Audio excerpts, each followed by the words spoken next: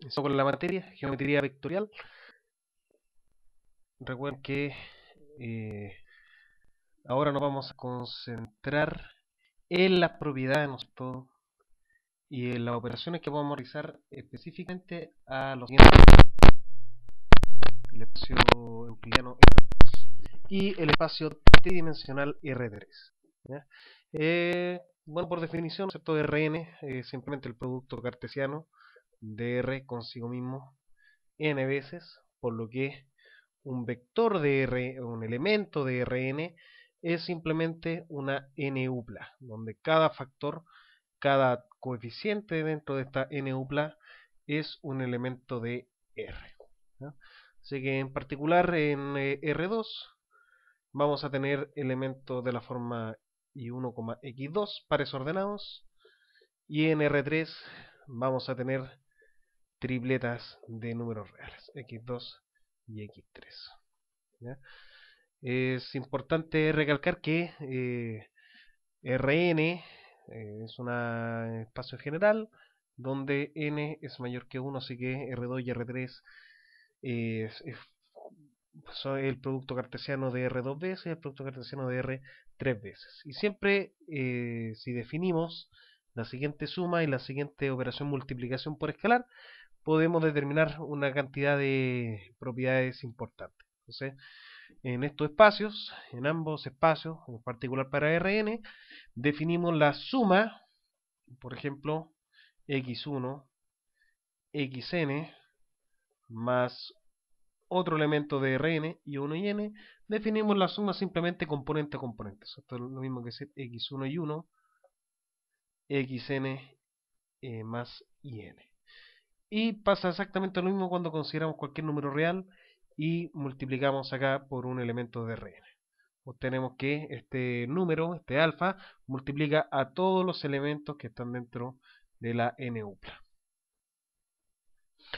Así que estas dos operaciones son propias de Rn, ¿ya? Suma de elementos, noten que ambos tienen que tener la misma cantidad de coeficientes, ambos tienen que ser de Rn, y la multiplicación por escalar. Así que en realidad lo que tenemos son las siguientes propiedades de algunas propiedades algebraicas de Rn. ¿Ya? En primer lugar, eh, dados sean x, y y z, elementos de Rn, y alfa y beta, dos números reales, dos escalares que le. Entonces, ellos satisfacen las siguientes propiedades. Primero, la clausura de la suma, o sea, que la suma de dos elementos de Rn es a la vez un elemento de Rn, o dos vectores de R2, la suma es también un vector de R2. La clausura bajo la suma. Segundo, tenemos la propiedad asociativa, o sea, que sumar, ¿no es cierto?, esos tres vectores, esos tres elementos, simplemente lo podemos asociar, sumar los dos primeros más el z. ¿Okay? Eso respecto a la asociatividad. Tercero, podemos siempre existe un elemento neutro. En este caso, el neutro es la n-upla formada solamente por ceros. O sea, en Rn son el elemento neutro, ¿cierto? Si yo tomo un elemento x y le sumo este elemento neutro, que son n coordenadas iguales a 0, simplemente el mismo elemento. ¿Ya? Donde generalmente lo anotamos así, o así también es conveniente. ¿Ya? 0 vector o la n-upla formada por 0. En R2 el elemento neutro sería el 0,0 y en R3 sería el 0,00. Cuarta propiedad que tenemos respecto a esta suma es que siempre existe un elemento inverso, aditivo en este caso. Siempre puedo encontrar un elemento menos x, de modo que su suma me dé el neutro aditivo. Y además que esta suma es conmutativa, o sea, la suma de x más y es igual a y más x. Esto siempre va a pasar en el caso general para Rn, pero en particular para R2 y R3. Ahora, todas estas propiedades son respecto a la suma de elementos de Rn.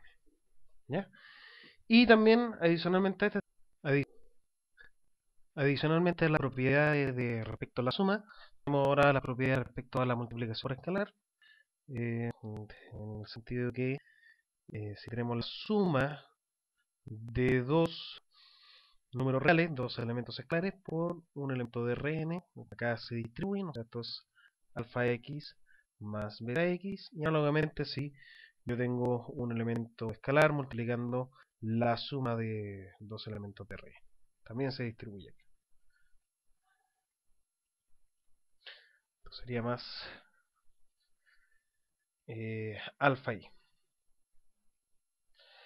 Otra propiedad adicional es que si yo tengo ahora la multiplicación de dos elementos escalares por un elemento de Rn, también esto es lo mismo que decir alfa, multiplicación por escalar por el vector beta por x. Beta x. Y noveno, tenemos la propiedad de que sea unitario, o sea, de que el elemento neutro multiplicativo de R multiplicado por un vector, por un elemento de Rn, es simplemente el mismo. Y estas cuatro que están acá son respecto al producto por escalar. Por escalar. ¿Ya? Y como definición, ¿no es cierto? A los elementos de Rn le llamamos vectores, y a los elementos de R escalares. Así que generalmente los vectores van a representar elementos de Rn y los escalares van a representar los elementos de R. ¿Ya? Entonces, teniendo ya en cuenta eh, cómo son estos objetos de Rn, es importante ahora ver un poco el aspecto geométrico de ellos. ¿Ya? El aspecto geométrico. Y el aspecto geométrico, esta suma y multiplicación por escalar, lo vamos a ver simplemente en R2 para ver qué significa gráficamente. ¿Ya? En este caso, por definición, en R2, en R3 o en Rn, un vector geométricamente va a representar una flecha que parte del origen y llega hasta el punto determinado. O sea, definición, un vector va a representar una flecha que parte del origen y llega a un punto dado. ¿Ok? Un punto dado. ¿Ya? Así que un vector representa una flecha. O sea, ¿cuáles son las características fundamentales de una flecha? Bueno, primero, que tiene una dirección.